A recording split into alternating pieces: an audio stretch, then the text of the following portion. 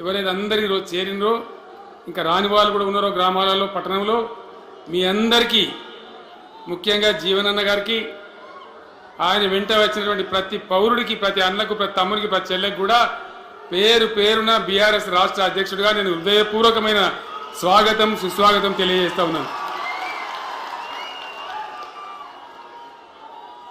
జీవన్ రెడ్డి గారి గురించి నేను ఎక్కువ చెప్తే మాది మేమేదో డబ్బా కొట్టుకున్నట్టు అవుతుంది. ఎందుకంటే ఆయన గురించి మీ లోపల తెలియని వాళ్ళు ఎవరు లేరు. ఇక్కడ 40-45 సంవత్సరాల నుంచి మేము స్నేహితులం, చాలా దగ్గర మిత్రులం. వారు చెప్పిన వారి ఉపన్యాసంలో భిన్న రాజకీయ సిద్ధాంతాల వల్ల విడివిడిగా పనిచేసినాం, కానీ మా స్నేహితంలో ఎప్పుడు లోపం లేదు. చాలా చాలా బాధలు మంచి చెడ్డ సుఖాలని కలిసి పంచుకునే వాళ్ళం, అభిప్రాయాలు కూడా కలిసి పంచుకునే వాళ్ళం. బాబు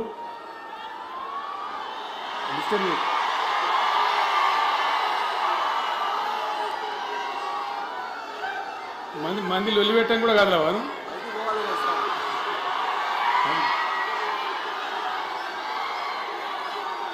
చాలా కలిసి పనిచేసినాం. ఆయనకుండే నిబద్ధత, ధైర్యంగా ప్రజా జీవితంలో పనిచేసిన పద్ధతి ఎంతమందికో చాలామందికి ఆదర్శంగా నిలిచినటువంటి వ్యక్తి.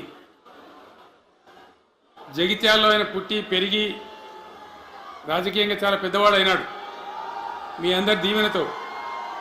కానీ ఒక జగిత్యాలలోనే కాదు, ఆయనకు పాత కరీంనగర్ జిల్లా వ్యాప్తంగా అట్లనే పొరుగున ఉన్నటువంటి అనేక జిల్లాలలో చాలామంది జీవన్ రెడ్డి గారి అభిమానులు ఉన్నారు. చాలా మంది. మీరు లొల్లిపెట్టకుండా మీ ఫోటోలే బయటికి పోతున్నాయి. అది లైవ్ టెలికాస్ట్ ఉంది, దానిలో మీ బొమ్మలు టీవీలో కనబడుతున్నాయి మీ ఇంటికాడ. లొల్లిపెట్టకుండా చెప్పయిందా?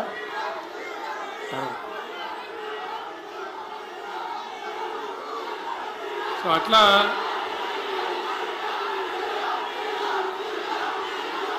ప్లీజ్ ప్లీజ్ ప్లీజ్ చాలా విషయాలలో ఆయన ఎంతో మందికి ఆదర్శంగా నిలిచినాడు, పనిచేసినాడు. ఈ ప్రాంతం గురించి తన ప్రాణం పెట్టి పనిచేసినాడు. ఆయన మంత్రిగా ఉన్నా, ఇంకో హోదాలో ఉన్నా, ఎమ్మెల్యేగా ఉన్నా, ప్రతిపక్షంలో ఉన్నా తన ఏరియా అభివృద్ధిని ఏనాడు కూడా ఆయన విస్మరించలేదు. లేకపోతే అన్ని పర్యాయాలు మీరు ఎందుకు గెలిపించారు, ఎందుకంత గుండెల్లో పెట్టుకున్నారు? నేను ముఖ్యమంత్రి అయినా వారు ప్రజాప్రతినిధిగా కరీంనగర్లో జరిగినటువంటి సభకు వచ్చింది. అందరూ మాట్లాడిన చాలామంది, తాను మాట్లాడుతూ ఒకటే మాట కోరిండు. అయ్యాక బోర్నపల్లి అనే కాడ గోదావరి మీద ఒక బ్రిడ్జ్ అవసరం మాకు, అది కంపల్సరీ కావాలి అంటే నేను ఇక హోదాలు బిదాలని మర్చిపోయి ఏంది జీవన్న మళ్ళీ చెప్పండి అని చెప్పిండు ఆయన. వెంటనే అక్కడి నుంచి ఆదేశాలు ఇచ్చి 70-80 కోట్ల రూపాయలు మంజూరు చేసి ఆ బ్రిడ్జ్ అప్పుడు కట్టించినాం. తన యొక్క నియోజకవర్గం పట్ల, తన ఏరియా పట్ల, తన పరిసర ప్రాంతాల ప్రజల పట్ల ఆయన కనపరిచిన ప్రేమ అదంతా కూడా చాలా అద్భుతం. అందుకే ఆయనకు అంత మంచి పేరు కూడా ఉంది. అది నాకంటే మీకు అందరికి బాగా తెలుసు. ఈ మధ్య వీళ్ళందరూ తయారైంది కదా, ఎవరు అంటే అంటే సర్వేలు చేసి ఇస్తారు. జీవన్ రెడ్డి గారు బీఆర్ఎస్లో చేరితే ఎట్లా ఉంటుంది ఏం కథ అని ఒక 2-3 వచ్చి సర్వేలు చేసింది. మీ నియోజకవర్గం కాదు, మీ నియోజకవర్గంలో ఆటం బాంబే పేలిపోయింది, దానిలో మాటనే లేదు. అసలు జగిత్యాల నియోజకవర్గం గురించి చర్చ లేదు. కానీ వాళ్ళు ఏం చెప్పినా సర్వే వాళ్ళు పక్కనున్న సొప్పదండి కావచ్చు, ధర్మపురి కావచ్చు, మేరిట్ల కొట్టుపల్లి కావచ్చు, ఇంకా చాలా చాలా కాన్స్టిట్యున్సీలు కావచ్చు, చాలా ప్రభావం ఉంటుంది జీవన్ రెడ్డి గారిది. ఒక అద్భుతమైనటువంటి దీంతో రాజకీయమైన ఇది వస్తుందని చెప్పి వాళ్ళు సర్వే చేసి చెప్పినారు. అది జీవన్ రెడ్డి గారికి ఉన్నటువంటి విశిష్టత. ఒక నియోజకవర్గానికో 10 మందికో కాకుండా తనకు ఏ హోదా లభించినా, ఏ హోదాలో పనిచేసినా చాలా బ్రహ్మాండంగా ఆయన ఇక్కడ ప్రాంతం కోసం తపన పడ్డాడు. ఒక ఉదాహరణ మీకు కనపడుతుంది. పేరు ప్రతిష్ట లేని వ్యక్తులు గ్రాడ్యుయేట్స్ కాన్స్టిట్యున్సీలో ఎమ్మెల్సీగా నిలబడితే గెలవరు. ఆయన శాసనసభ్యుడిగా ఇక్కడ ఓటమి చెందినా ఇమ్మీడియట్గా మళ్ళీ ఎమ్మెల్సీగా పోటీ చేస్తే ఇక్కడ ఉండబోయే విజ్ఞులందరూ కూడా బ్రహ్మాండంగా గెలిపించాను. ఎందుకు ఆ లొల్లి ఎందుకు అంటున్నా? అట్లా కాదు కదా, ఇక్కడ నేను మొత్తుకుంటున్నా, అక్కడ నువ్వు మొత్తుకుంటున్నావు, అర్థమవుతుందా?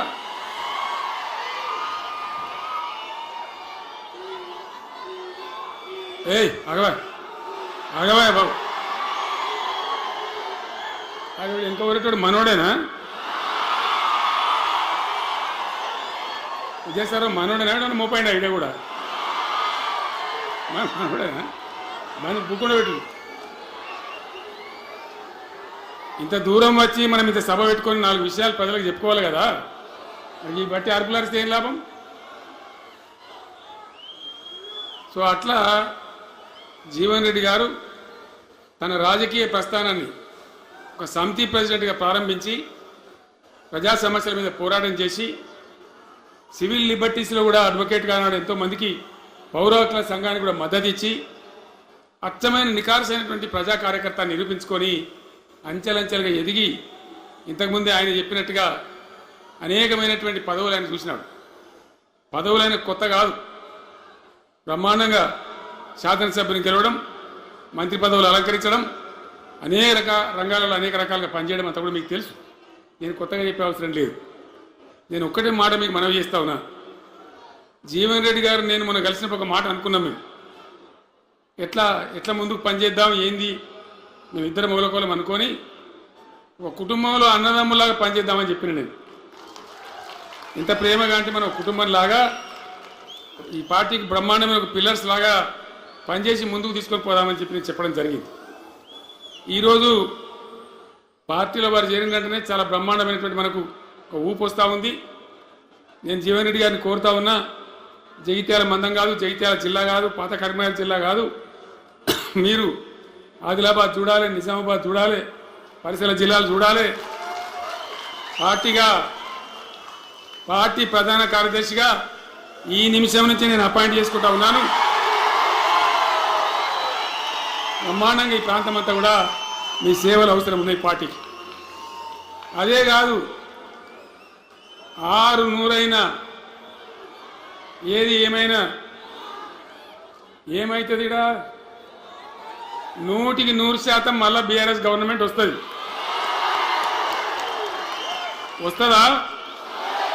వస్తుందంటూ చేయలేవట్టుంది. ఒకసారి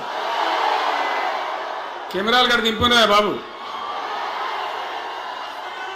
వస్తుంది కదా. ఇవాళ జీవన్ రెడ్డి గారు పార్టీలో బాబు కౌశిక్ రెడ్డి ఇద్దరు ఆగబట్టరు వాళ్ళు.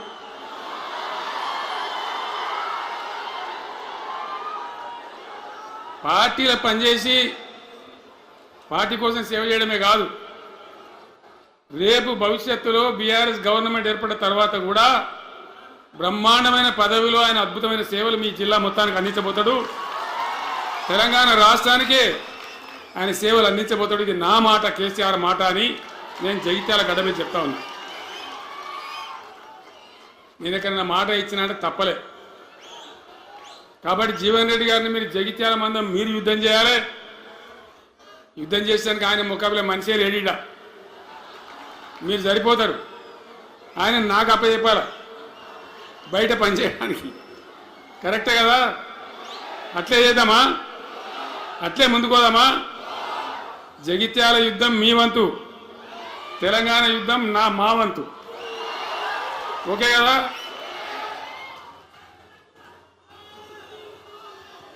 ఇప్పుడు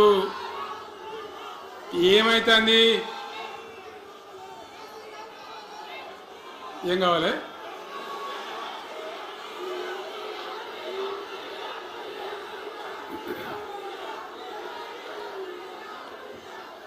గింతే మనది మనం అనుకొని పోదాము. మరిగా బంద్ చేయండి బాబు, మీరు ముద్దుమతులకు చెప్పండి వాళ్ళకు. తెలంగాణ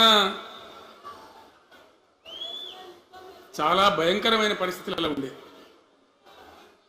దుఃఖం వచ్చేది, ఏడుపు వచ్చేది. ఎమ్మెల్యేలుగా ఉన్నా ఏం చేయలేని పరిస్థితి. ఆగమాగం అడివేడివి కదా, ఎట్లా ఉండే తెలంగాణ మనం చూడలేదా? తెలంగాణ రాకముందు ఎంత భయంకరమైనటువంటి బాధలుండే, ఎంత కష్టం ఉండే. ఎవడన్నా తెలంగాణని మాట్లాడేవాడు ఉండనా? అసెంబ్లీలో అక్కడిక్కడ కాదు, అసెంబ్లీలో కూడా ఒక ఆయన పాపం ప్రణయ్ భాస్కర్ అని వరంగల్ ఎమ్మెల్యే ఉండే, ఏదో విషయంలో ఆయన మాట్లాడబోతే, తెలంగాణని మాట్లాడబోతే తెలంగాణ జాంతానే మాట్లాడదా, ఏది అసెంబ్లీలో తెలంగాణ అనద్దు అని నిషేధం. అంత భయంకరమైన వివక్ష, అంత భయంకరమైన దాడి, మన భాష మీద దాడి, మన బతుకు మీద దాడి, మన నీళ్ళ మీద దాడి, మన ఉద్యోగాల మీద, మన వనరుల మీద, మన ఆస్తుల మీద మొత్తం దోపిడీ చేయడం తప్ప ఇక్కడి ప్రజలను బికారీలాగా వదిలిపెట్టినారు. రైతాంగం ఆగమాగం అయిపోయి చెట్టుకోలు గుట్టకోలు అయిపోయింది. ఇంత ఎస్ఆర్ఎస్పి కాలువ ఉన్నటువంటి మెట్టిపల్లి, జగిత్యాల, సొప్పదండి ఇట్లాంటి ప్రాంతాల నుంచి కూడా దుబాయ్కి, బొంబాయికి వలసలు కొనుక్కొని తిని బతకాలి. అందులో కొంతమందికి అందకపోతే కొన్ని పార్టీల వాళ్ళు మేమేదో గొప్పతనం చేసామన్నట్టు గంజి కేంద్రాలు పెట్టేది. గంజి కేంద్రాలు గుండెలు రగిలి, నా తెలంగాణ గంజి కేంద్రాలు అంటే ఎవడో గంజి పోతే బతకాలన్నట్టు అంత అధ్వాన స్థితికి తెలంగాణ దిగదార్చింది. అది కాంగ్రెస్ ప్రభుత్వం కావచ్చు, టీడీపీ ప్రభుత్వం కావచ్చు, తీయటి పుల్లటి మాటలు చెప్పుడు తప్ప కష్టం నీళ్ళు తెచ్చియలే, మంచినీళ్ళు ఇయ్యలే, కడుపు నిండా కరెంట్ ఇయ్యలే, ఏది లేదు. అంత పట్టిదే గ్యాస్. మాట్లాడు, చెప్పుడు, మోసం చేసి పోవుడు. మనం గొర్రెల్లాగా మన దగ్గర అడిగే నాయకులు లేడు, నిలదీసేవాళ్ళు లేడు, అందరు కట్టుబానిసలు అయిపోయారు. ఆ పరిస్థితులలో మూనిగే నక్క మీద తాటికాయ పడ్డట్టు ఆనాడున్న ముఖ్యమంత్రి చంద్రబాబు నాయుడు కరెంటు ఛార్జీలు పెంచాడు, భయంకరంగా పెంచాడు.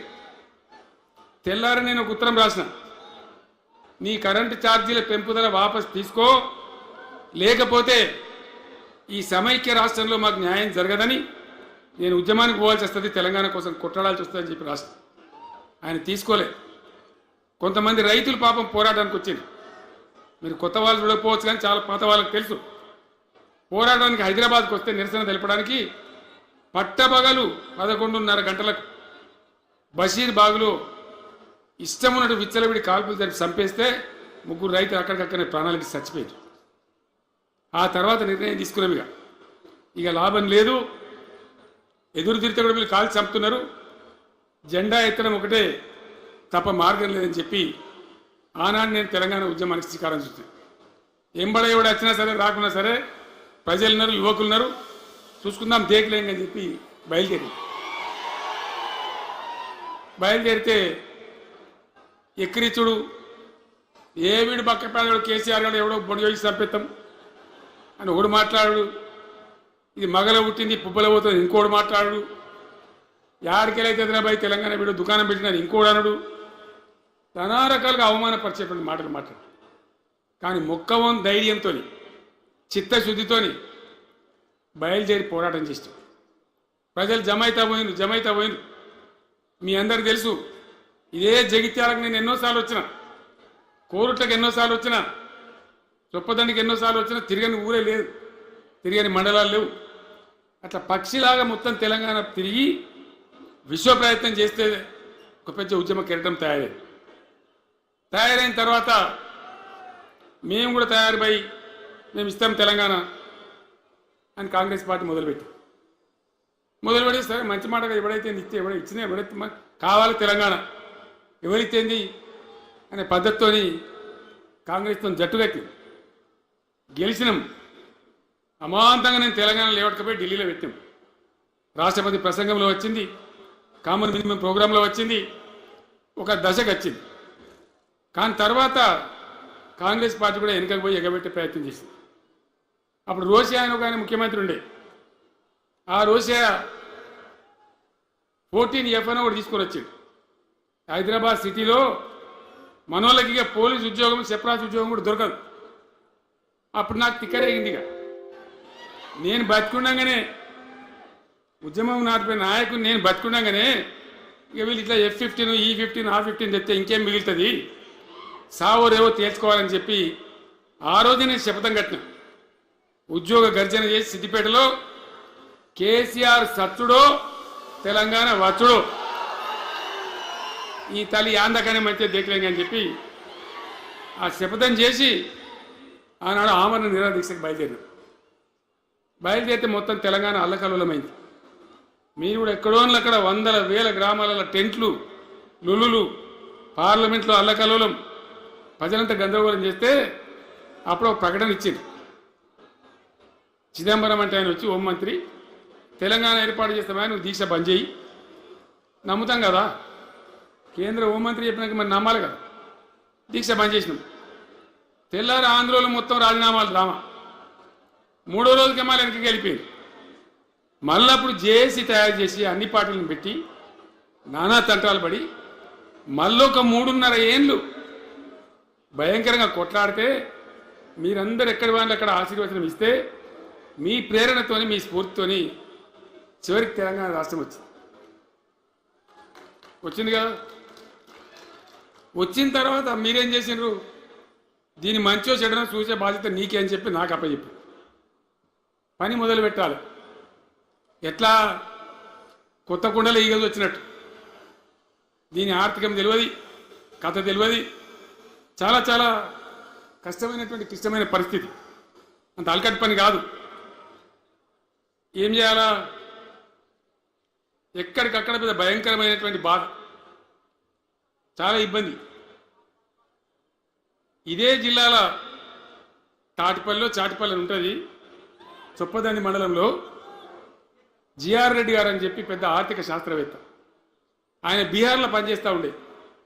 నేనే స్వయంగా జిఆర్ రెడ్డి గారికి ఫోన్ చేసి అన్న మన సొంత రాష్ట్రం వచ్చింది, మనం బాగు చేసుకోవాలి, మీరు రావాలి అని పిలిపించుకొని అట్లాంటి వాళ్ళందరినీ సమూహపరచుకొని ఒక ఎజెండా వేసుకొని బయలుదేరి.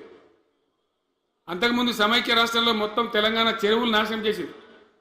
కాకతీయ రాజులు తవ్వించిన చెరువులు ఉండే మనకు బ్రహ్మాండంగా ఒక 75-80 వేల చెరువులు ఉండే.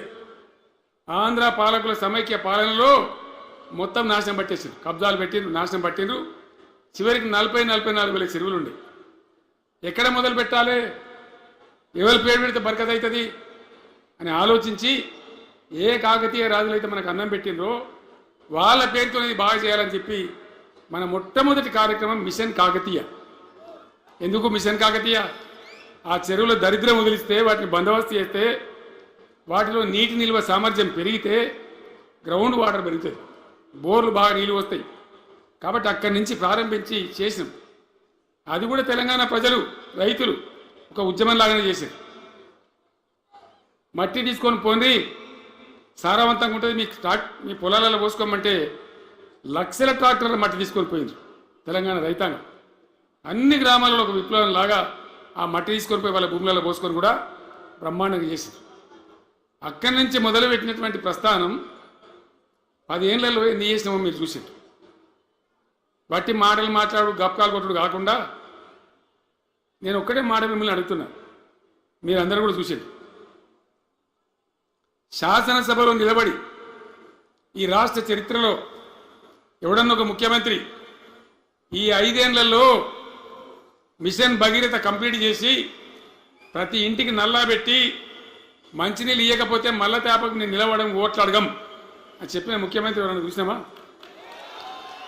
నేను చెప్పిన మాట అసెంబ్లీలో నిలబడి చెప్పి ఆ 5 ఏళ్లలో మిషన్ భగీరథ నీళ్లు తెచ్చి 100% కులం మతం సంబంధం లేకుండా తండాలు మారుమూల పల్లెలకు కూడా ప్రతి గ్రామానికి ట్యాప్ పెట్టి, ప్రతి ఇంట్లో ట్యాప్ పెట్టి మంచి స్వచ్ఛమైనటువంటి నీళ్ళు తెచ్చింది.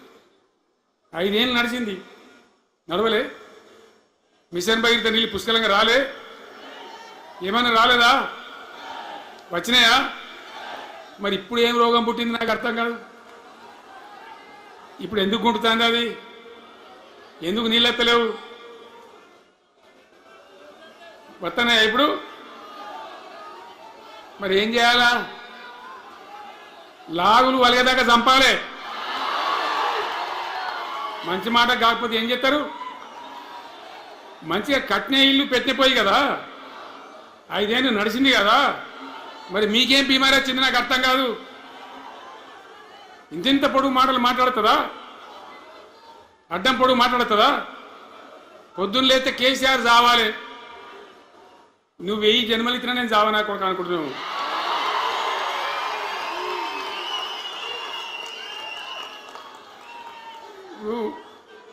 ఉట్టి మీద దాచిపెట్టింది,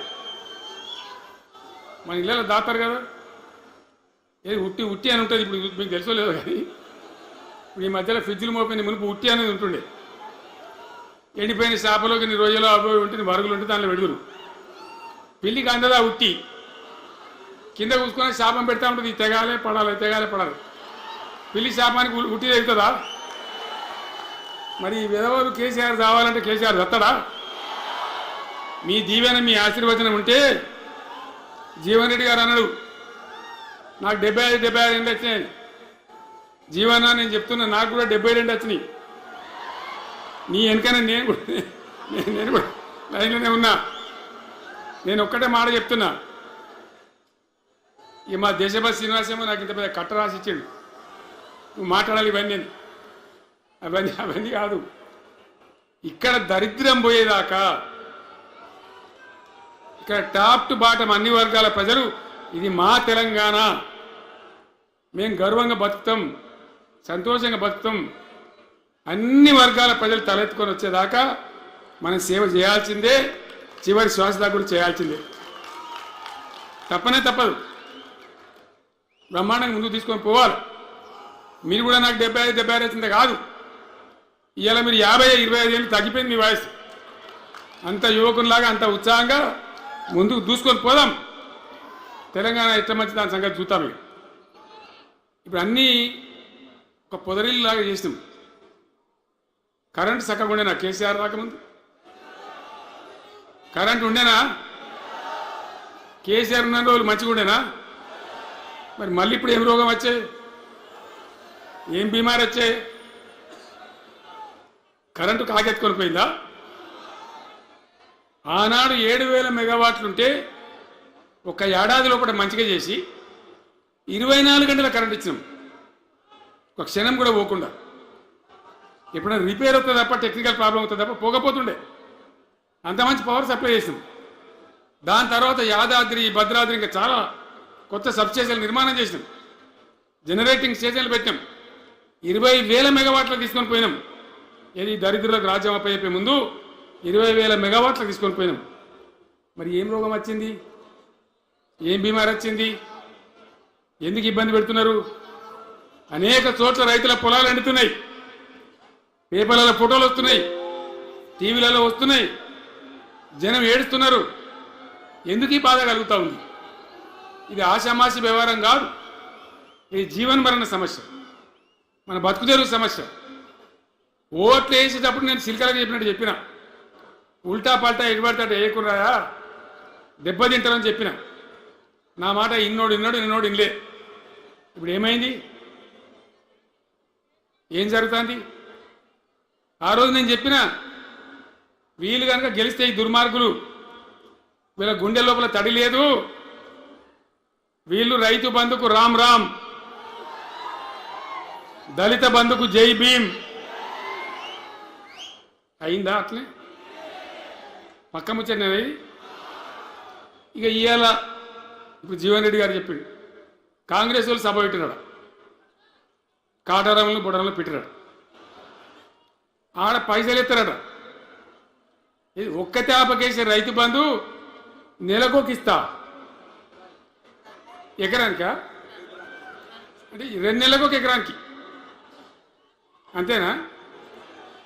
6,000 వేసినాం, మా అంత సిపాయిలను బొచ్చగొట్టుకుంటారు. ఆనాడు ఎట్లా పడేది రైతు బంధు? 10 రోజుల గ్యాప్లో మొత్తం రైతులకు వచ్చేసింది. టంగ్ మన సెల్ ఫోన్ మోగుతుండే, మంచిగా టింగున పోయి బ్యాంకాకి వెళ్ళి తెచ్చుకుంటుండే. ఎక్కడ పోయి మరి? ఏం మాట్లాడిండ్రు? ఉరుకుని బ్యాంకులో పోయి 2 లక్షలు 3 లక్షలు లోన్ తెచ్చుకొని తెల్లారే ఆనాడే సంతకం పెడతాం, లోన్లన్నీ మాఫీ అయినాయా? ఇట్లా అడ్డగోలు నోటికొచ్చిన మాటలు చెప్పి ఇష్టం వచ్చిన కథలు చెప్పి అర్రాసు పాట పడినట్ట. కేసీఆర్ 10,000 ఇస్తాడా, మేము 15 ఇస్తాం. పెన్షన్లు 2,000 ఇస్తాడా, మేము 4,000 ఇస్తాం. వికలాంగులకు 4,000 ఇస్తాడా, మేము 6,000 ఇస్తాం అనే వరకు మన వాళ్ళు మోసపోయారు. నేను చెప్పిన ఇది మోసంరా నాయన, గోసపడతాము, ఇది అయ్యేది కాదు, ఆర్థిక పరిస్థితి లేదు అని నేను చెప్పిన ఆ రోజే మీటింగ్లలో చెప్పిన. కానీ కొద్దిమంది ఆశపడితే ఏమైంది, 1.7%తో బీఆర్ఎస్ ఓడిపోయింది. మనం కూడా 39-40 ఎమ్మెల్యేలు గెలిచినాం. ఇంకో 10 మంది కొద్ది తేడాతోనే ఓడిపోయింది. అయితే 1.7% తేడాతోనే బీఆర్ఎస్ ఓటమి పాలైంది. సరే, మంచి మాట. మరి వచ్చిన ప్రభుత్వం పనిచేయాలి కదా, వాళ్ళకు కూడా అవకాశం ఇవ్వాలి కదా. సరే, మన నాన్న వాడ కూడా కొంత దుంకులాడినా నేను మాట్లాడలే, నేను బయటికి రాలే, తక్కువ 1-2 సార్లు తప్ప రాలే. వాళ్ళకు కూడా ఛాన్స్ ఇవ్వాలి, అవకాశం ఇవ్వాలి. మనం ఎక్కసంతో ఉండొద్దు, చేయని ఏం పరిపాలన చేస్తారో చేయని, మంచిదే కదా అని చెప్పి అనుకున్నాం. మరి ఏమైతుంది, ఎక్కడ చూసినా చిల్లర మాటలు తప్ప ఒక్కటంటే ఒక్కటన్నా నిర్మాణాత్మకమైన కార్యక్రమం ఉందా? ఒక్కటన్నా ఏదైనా గొప్ప స్కీమ్ మొదలుపెట్టిందా? ఒక పొదరిల్లులాగా వడ్డించిన విస్తరలాగా తెలంగాణ మీకు అప్పచెప్పింది. ఎన్నిటల నంబర్ 1 తెలంగాణ, మంచినీళ్ళ సప్లైలో నంబర్ 1, కరెంట్ సప్లైలో నంబర్ 1, పర్ క్యాపిటల్ తలసరి ఆదాయంలో నంబర్ 1, రాష్ట్ర స్థూల ఉత్పత్తి జిఎస్డిపిలో నంబర్ 1. ఎన్నిట్లలో కేంద్ర అవార్డు రావాలి. అంత బాగా చేసిన తెలంగాణ 2.5 ఏళ్లలో ఇలా ఎవ్వరిని మాట్లాడించిన రైతులను మాట్లాడితే గొడవ వేడుతున్నారు. నాశనం అయిపోయిందన్న, చెడగొట్టుకున్నాం, మా చెప్పుతో మేమే కొట్టుకుంటాం ఓటును వాళ్ళు కొంతమంది బాధపడి. ఎందుకు? ఎంత మంచిగా కడుపుల చల్లగదలు కూడా రైతులకు ఎట్లుండే, ఎంత బాగుండే. కరెంటుకు బాధ ఉండేనా, నీళ్ళకు బాధ ఉండేనా? యూరియా బస్తాలు ఇయ్యే శాతం అయితే లేదా ఈ ప్రభుత్వానికి? యూరియా బస్తాలు కావాలి అంటే యాప్ పెట్టినే ఉంటాడు. దుకాణంలో లేకపోతే యాప్లోకి వెళ్తాయా? ఈ దమ్ముంటే తెచ్చి దుకాణంలో పెట్టాలి, కానీ ఆ యాప్లు పట్టుకొని తిరిగితే కాళ్ళకు వాపులు వస్తాయి. బస్తాలు మాత్రం దొరుకుతలేవు. నిజమేనా నేను చెప్పేది? యాడ చూసిన ఎరువు బస్తాలు కూడా శాతం కాదు ఆఖరికి. అంతకుముందు కాంగ్రెస్ గవర్నమెంట్ ఉన్నప్పుడు అట్లే ఉండే, పోలీస్ స్టేషన్లో పెట్టి అమ్మిండు యూరియా బస్తాలు. ఇవాళ మళ్ళా చెప్పుల లైన్లు, కాళ్ళకు వాపులు రావాలి. ఆటో రిక్షానికి చెప్తే 10 బస్తాలు వేసుకోవాలంటే పొలకాడ వచ్చి ఎత్తుండే. ఇలా యూరియా కోసం ఇంత బాధన. ఇది ఎంత అసమర్థమైన ప్రభుత్వం, ఎంతగాని శాతగాని ప్రభుత్వం. అన్నిటికీ బాగానే కదా. బంగారం లాగున్న రైతులు ఎంత ఆనందంగా ఉండే. వానాకాలం పంటలు పండితే తడిసిన ధాన్యం కాడికెళ్ళి కొని మొత్తం బ్రహ్మాండంగా రైతులకు డబ్బులు బ్యాంకులు వేసేది, మధ్య దళారు లేకుండా. మా గంగుల కమలాకర్ వేసేది, చేయి మీద కూర్చున్నాడు సివిల్ సప్లైస్ మినిస్టర్గా, కొట్లాడి తీసుకుపోయి వేసేది. రైతులకు ముందుగా పోవాలి, వాళ్ళు పోయి మళ్ళీ సెకండ్కి పని చేసుకోవాలి. ధాన్యం అమ్మిన డబ్బులు వచ్చేది, ఇటు రైతు బంధు పైసలు వచ్చేది. రైతులు మోతాదు లేకుండా మంచిగా పని చేసుకున్నారు. ఇప్పుడు ఏమైంది? ఎరువు అనే యాపు రైతు బంధు కోసం మొగులు చూడాలి, అది నెలకో ఎకరానికి వస్తుంది. ఇప్పుడు జగిత్యాల కేసీఆర్ సభ అంటే మళ్ళీ ఇలా పైసలు విడుదలన్నట్టు. రైతు బంధు రావాలంటే మళ్ళీ సభ పెట్టను అయింది. 3వ కిస్తీ రావాలంటే మళ్ళీ ఏమన్నా కేసీఆర్ సభ పెట్టాలి. ఇక అంతేనా? ఇది ప్రభుత్వమా? ఒక 75,000 కోట్లు ఇచ్చినాం మనం రైతులకు. 75,000 కోట్లు. మా పల్ల రాజశేఖర గారు ఉన్నాడు, ఎక్కడున్నాడు? ఇవి అయినప్పుడు రైతు బంధు అధ్యక్షుడు ఉండే రాష్ట్రానికి ఎమ్మెల్యేగా లేకుండే ఈయననే నిలబడి వేయించింది. 73,000 కోట్ల పైచీలకు డబ్బులు అనాయాసంగా సునాయాసంగా రైతు ఖాతాలకు పంపించింది. ఇప్పుడు ఏం రోగం వచ్చింది, ఏం బీమారి వచ్చింది? అచ్చా, ఇంకో మాట మీరు నాకు చెప్పాలి. ఈ కాంగ్రెస్ సిపాయిలు ఏం మాట్లాడారు ఎలక్షన్లో? కేసీఆర్ అంటాడు చక్కగా చేస్తలేడా, మేము చాలా సిపాయిలేము, చాలా అనుభవం ఉన్న పార్టీ మాది. బ్రహ్మాండంగా చేస్తాం. మీకు 6 సందమామలు 7 సూర్యులు పెడతామను అన్నారు కదా, ఆయన నరికిరు కదా. ఇలా రాష్ట్ర ఆర్థిక ఆదాయం ఎందుకు దిగజారిపోయింది? దయచేసి ఆలోచన చేయండి. కేసీఆర్ ఉన్నప్పుడు రియల్ ఎస్టేట్ ఎట్లా ఉండే, రైతుల భూముల ధరలు ఎట్లుండే, హైవే పక్కకుంటే 2 కోట్లు 3 కోట్లు, డాంబర్ రోడ్ పక్కకుంటే ₹1 కోటి ధీమా ఉండే రైతులకు. ఇంట్లో అమ్మాయింద్ర పెళ్లి చేయాలంటే పావడంత అమ్మి చేత పోవా, వాళ్ళ దగ్గర అమ్మి చేత బిల్డింగ్ కట్టుకుంటా. ఈరోజు అమ్మేటోడు ఉన్నాడు కానీ కొనేటోడు లేడు. నిజమేనా ఈ మాట? నిజమా కాదా? ఏమైంది మరి? ఏం రోగం వచ్చింది? రాష్ట్రంలో ఏ వాళ్ళని మాట్లాడించినా ఎవరిని అడిగినా ఇదే బాధ. ఈ విధంగా రైతుల భూముల ధరలు పడిపోయినాయి, రాష్ట్ర ఆర్థిక పరిస్థితి పడిపోయింది. మంచినీళ్ళకు గోసపడాలి, రైతాంగం అన్నిటికీ గోసపడాలి. ఇవాళ మక్కలండి, మక్కలు వచ్చినాయి. పెడితే కొంటమని చెప్పారు, కొనకపోతే కొనమని చెప్పారు. ఈ శాతకాన్ని దొంగతనం ఎందుకు? లోపల అధికారులకేమో కొనకూడదని చెప్తున్నారు, మీది కొంటమని చెప్తున్నారు. మక్కలు కొనే ధీమా ఉందా? ఇవాళ కొంటుండ్రా? వడ్లు కొంటుండ్రా? కొనకపోగా మళ్ళీ ఇంకా బోనస్ ఇస్తామని ఒక బోగస్ మాట. ఎవరికైనా నచ్చిన బోనస్ వస్తుందా? వాటిదే బోనస్, అంత బోగస్. ఈ విధంగా పంట వేసిన కాడ నుంచి పంట కొనుగోలు దాకా బీఆర్ఎస్ ప్రభుత్వం అన్న నిలబడ్డది, రైతులకు తోడుగా నిలబడ్డది, రైతులను ఆదుకున్నది. ధాన్యం తడిసిపోతే కూడా కొన్నది. కానీ ఇలా రైతాంగం అంతా ఆగమాగం. రైతు బంధు ఎప్పుడవుతుందో తెలియదు, ధాన్యం కొనరో తెలియదు, కొంటే పైసలు తొందరగా వస్తాయో రావో తెలియదు. చాలా సతమతమవుతున్నారు. రైతులను మాట్లాడితే చాలా తప్పు చేసుకున్నాం సార్, పొరపాటు అయిపోయింది అని బాధపడుతున్నారు. చేనేత కార్మికులు మంచిగా ఉండ్రి, మళ్ళీ వాళ్ళ ఆత్మహత్యలు స్టార్ట్ అవుతున్నాయి. వాళ్ళకి ఇచ్చే ఆర్డర్లన్నీ బంద్ చేసిండ్రు. ఇంకెవరికి ఇస్తారట కమిషన్ల కోసం, అది వాళ్ళని అవస్థ పెడతా ఉన్నారు. ఉద్యోగులు ఆనాడు మనం 72% ఇచ్చినాం. వాళ్ళు తెలంగాణ ఉద్యమంలో పనిచేశారు కాబట్టి టీఎన్జిఓ అంటోళ్ళు సమైక్య రాష్ట్రంలో కూడా వాళ్ళ ఉనికి పొడగొట్టుకోలే. టీఎన్జిఓగానే ఉన్నారు తెలంగాణ ఎన్జిఓలుగా. కాబట్టి వాళ్ళని గౌరవించి గుర్తించి బ్రహ్మాండంగా 72% పిఆర్సీ ఇచ్చినాం. ఇలా ₹7 ఇచ్చిండ్రా, 7% అని ఇచ్చిండ్రా. ఏమైంది? ఏం బీమారైంది? ఎంతమందిని మోసం చేస్తారు? ఆఖరికి వస్తే పరిస్థితి ఏంది? ఇలా రాష్ట్రంలో రిటైర్డ్ ఉద్యోగస్తులకు కూడా వాళ్ళకి రావాల్సిన బకాయి, వాళ్ళు దాచుకున్న డబ్బులు వీళ్ళు ఇచ్చే మెహర్బానేం లేదు, ఆ డబ్బులు కూడా ఇచ్చే పరిస్థితి లేదు. ఆటో రిక్షా కార్మికులు మాట్లాడితే అన్నయ్య ఈరోజు పనికి మాలిన ఫ్రీ బస్సు పెట్టిండ్రు, మా పుట్ట కొడుతున్నారు, మేము నాశనం అయిపోయినాం, వాళ్ళు ఏడుస్తూ ఉన్నారు. పిల్లలకు అది నేను పెట్టలే, ఆయన కాంగ్రెస్ ముఖ్యమంత్రి అయినా రాజశేఖర రెడ్డి గారు ఉన్నప్పుడు పెట్టిండు. ఇది ఫీజు రియంబర్స్మెంట్ అనే స్కీమ్, మంచి లాభం జరిగింది. నేను దాన్ని కొనసాగించిన. ఇలా మొత్తం బీసీలకు ఎస్సీలకు పిల్లలందరికీ ఫీజు రియంబర్స్మెంట్ రాక 10-12 వేల కోట్ల బకాయిలు పెడితే వాళ్ళు ఆగం, వాళ్ళు ఓడిన వాడరు. కోర్టుకు పోతే పిల్లల దగ్గర వసూలు చేసుకోని చెప్పి కోర్టులు చెప్తా ఉంది.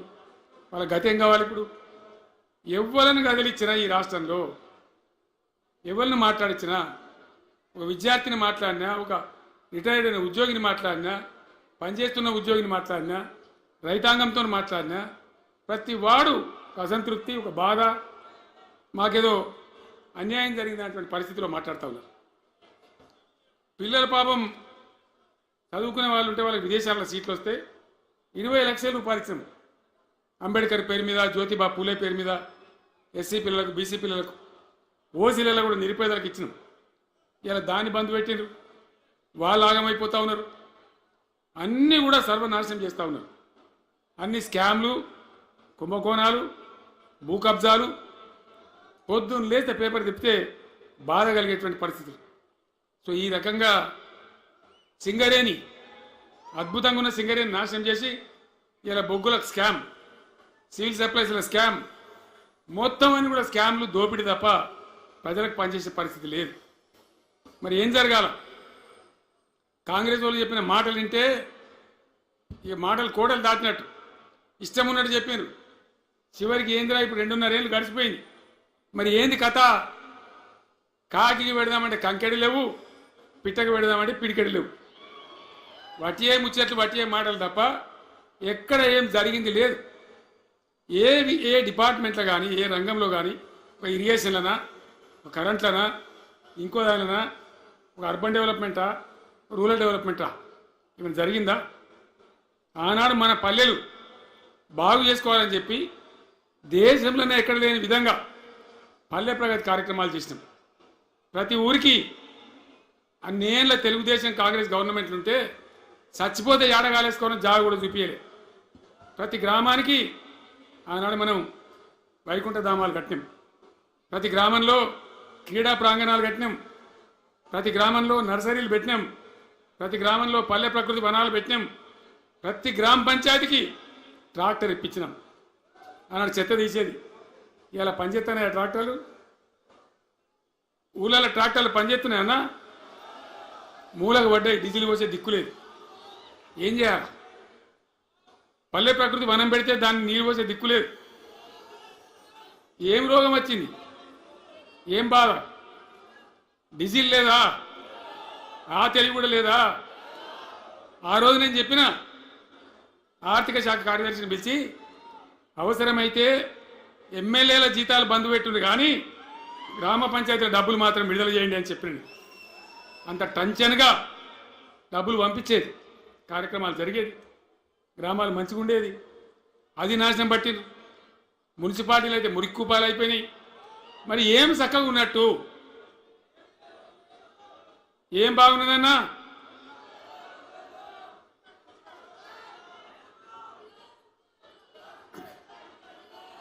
అందుకే జీవన్ రెడ్డి గారు లాంటి సీనియర్ నాయకుడు, అనుభవం ఉన్న వ్యక్తి నోటికెళ్ళి ఏం మాట వచ్చింది? కాంగ్రెస్ పోవాలి, బీఆర్ఎస్ రావాలి. ఎందుకు వస్తుందా మాట? వటిగానే వస్తుందా? బాధ్యత లేకుండా వస్తుందా? ఏది చూసినా కూడా చక్కదనం లేకపోతే, పొద్దున్న లేతే దోపిడి తప్ప ఇంకోటి లేకపోతే ఎందుకు ఈ పరిస్థితి వస్తుంది?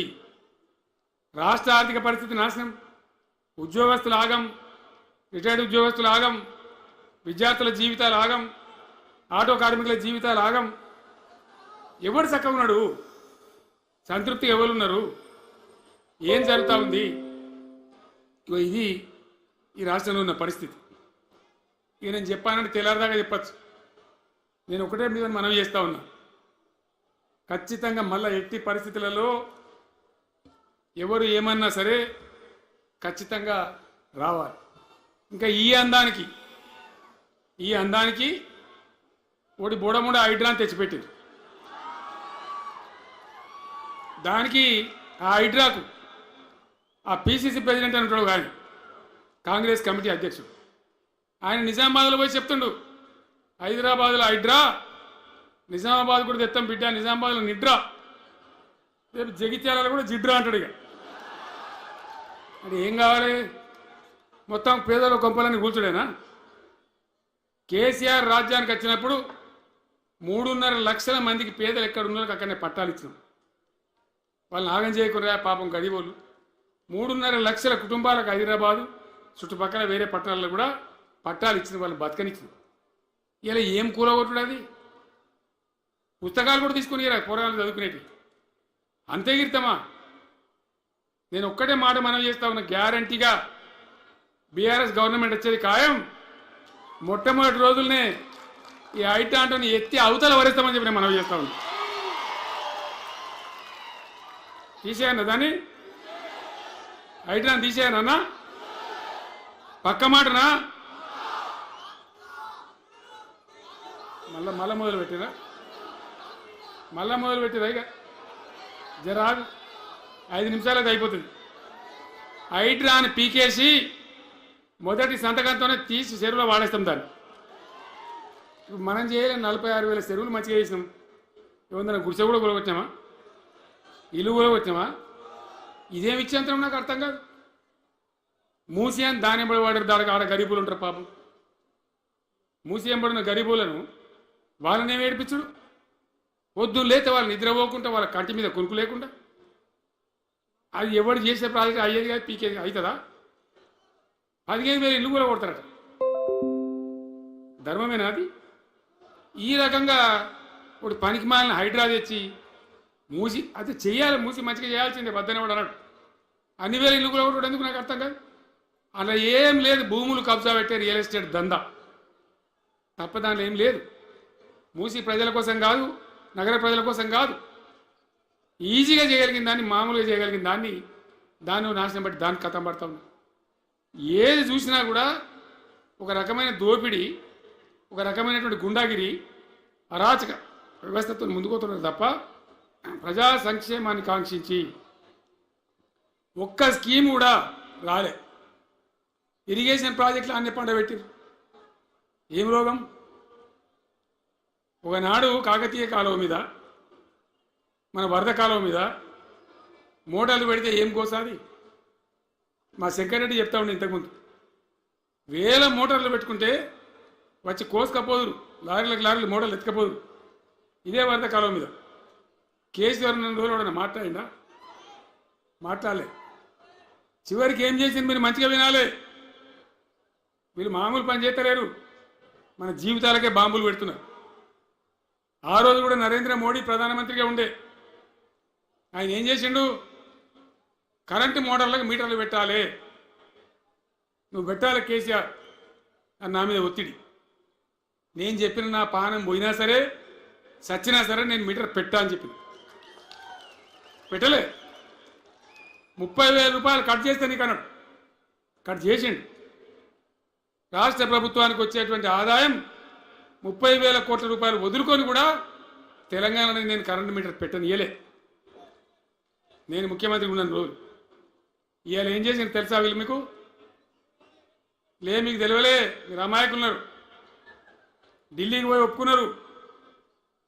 ఒప్పుకొని ఏం చేశాను అయ్యా బాంచని మీటర్లు పెడతాము మాకు ఆ పైసలు అయింది కేసీఆర్ వద్దన్నారు కదా మేము తీసుకుంటాము అని ఆ డబ్బు తీసుకొని వీళ్ళే ఈ గవర్నమెంట్ పోయి సంతకం పెట్టింది ఇప్పుడు మొదలైతే ఇప్పుడు వస్తాయి మీటర్లు ఎదుర్కొందామా మీటర్ల ఎదురుపాటును యుద్ధం చేద్దామా కొట్లాడదామా ఏమన్నా మనం నాకు అర్థం కాదు రైతులు మంచిగా ఉండాలి వ్యవసాయం మంచిగా ఉండాలి పల్లెలు బాగుండాలి వృత్తి పనులు బాగుండాలి